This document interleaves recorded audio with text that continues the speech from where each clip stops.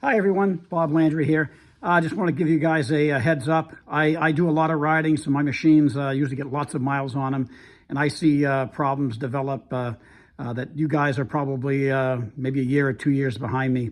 I got a 2018 Skidoo 850 XRS, and it's got probably like 10,000, almost 11,000 miles on it.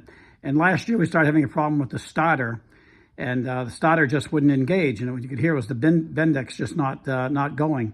It kind of was intermittent at first, and it would start, not start, and then it would start up and fine. Then I saw somewhere else on, I think it was Do Talk, where they said if you run into that problem with the Gen 4 motor, whether it's a 600R or an 850, all you have to do is just simply tilt it on its right side, on the muffler side, and gravity will help pull the Bendix out, so it'll start you in a pinch.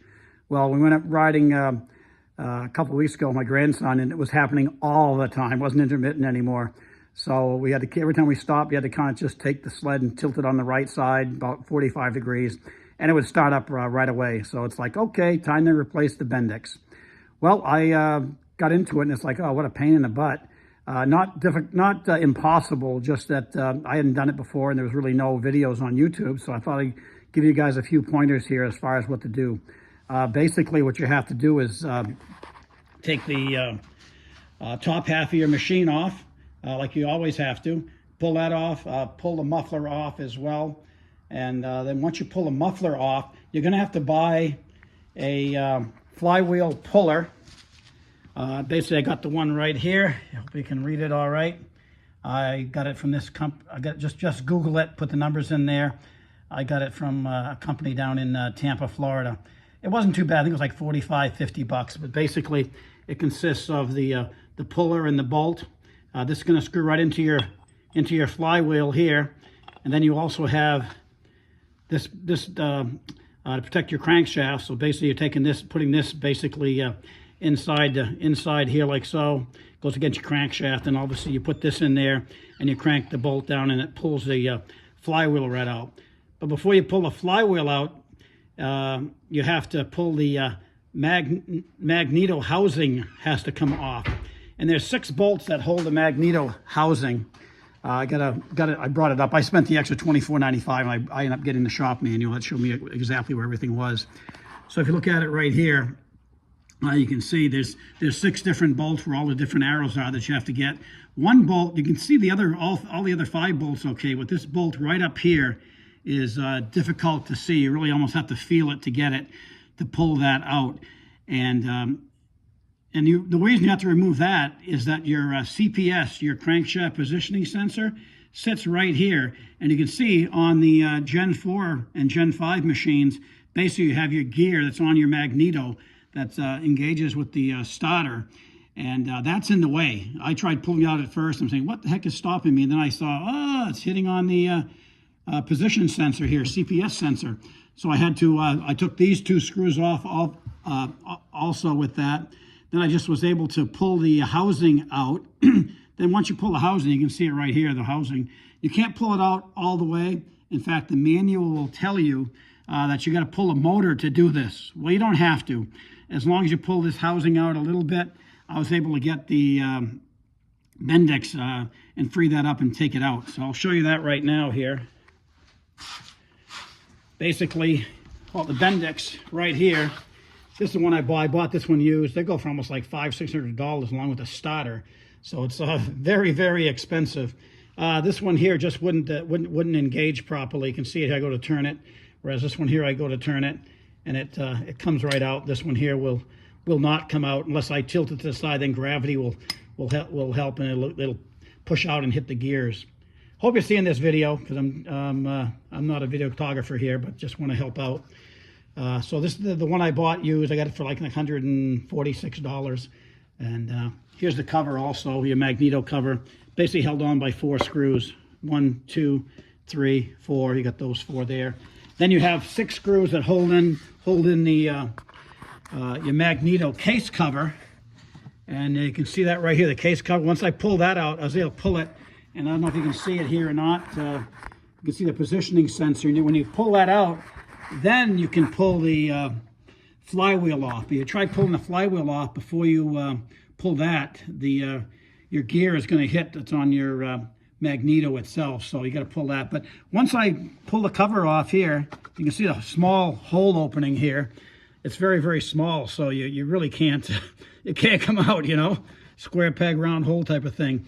But you can pull it out enough, and the Bendix gear goes right down into here.